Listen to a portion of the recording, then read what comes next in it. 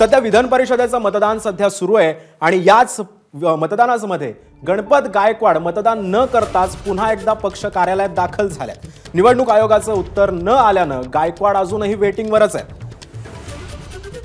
महेश गायकवाड यांच्यावर गोळीबार केल्याप्रकरणी गणपत गायकवाड हे शिक्षा भोगत होते आणि त्यानंतर आज विधान परिषदेच्या मतदानासाठी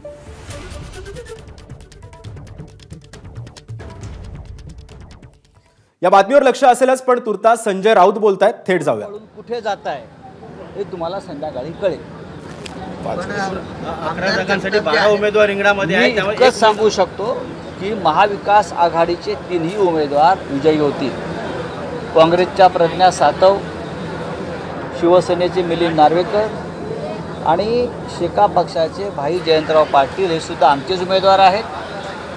आम्ही ह्या पद्धतीनं मतदान केलेलं आहे की 3ही उमेदवार अगदी व्यवस्थित निवडून येतील आणि तुम्हाला संध्याकाळी चित्र स्पष्ट झालेलं दिसेल। मी कोण पडेल सांगणार नाही। आम्ही 3 जागा आमच्या स्वतःच्या महाविकास आघाडीच्या जिंकतो। एक मिनिट साहेब, आपण विधिमंडळात आला तर एक वेगळा माहोल आपल्याला पाहायला मिळाला। जुने सगळे आपले सहकारी होते ते आपल्याला येऊन भेटले। मला कोणी जुने सहकारी भेटले नाही। भाजपचे चंद्रकांत पाटील हे आमचे जुने, बघा राजकारणामध्ये आम्ही दिल्लीला मोदींना भेटतो, अमित शाही भेटतात लॉबीत, तेही आमचा हात हातात घेतात, गप्पा मारतात। आम्ही अनेक वर्ष एकत्र काम केलेलं आहे। ते मंत्री आहेत त्या राज्याचे, त्यांचं आमचं काय व्यक्तिगत भांडण आहे का? हे भांडण राजकीय सुद्धा नाही, हे वैचारिक आयडिओलॉजिकल भांडण आहे आणि ते तसंच राहील। परत मागे फिरलो म्हणून मी भेटायला आम्हाला बघून प्रत्येकाला मागे फिरावंच लागेल हे तुम्हाला संध्याकाळी दिसेल।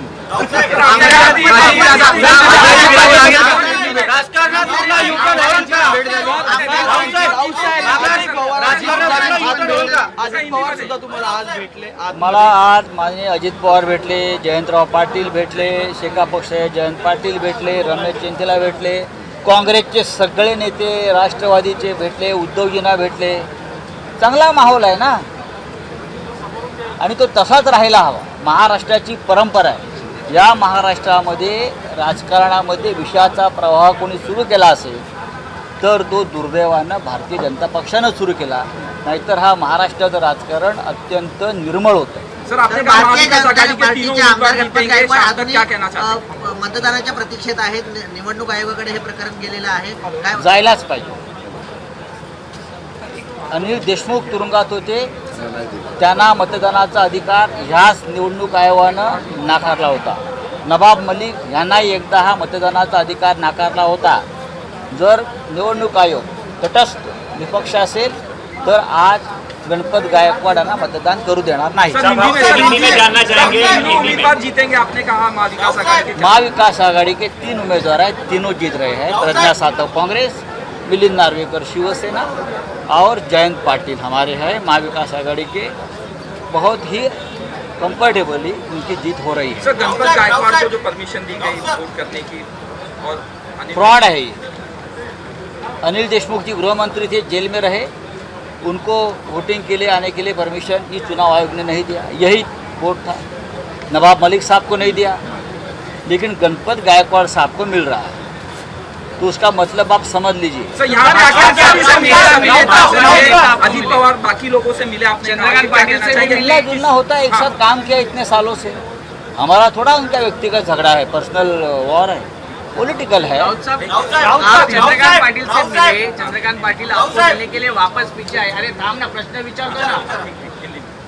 वापस आपके मिलने के लिए पीछे आए तो आप उनको बोला कि हमको वापस एक बार एक साथ आना चाहिए, एक साथ चाय पीने को आना चाहिए।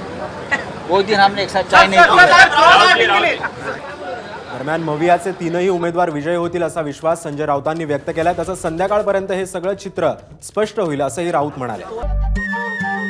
नमस्कार। मन सुद्धा तुझं ही वेगळ्याच प्रकारची मालिका तुम्हा सगळ्यांना खूप आवडली होती। याचा दुसरा सीझन कधी येणार अशी विचारणा झाली। प्रतीक्षा संपली आहे मित्रांनो, येतोय मन सुद्धा तुझाचा दुसरा सीझन। होई मन सुद्धा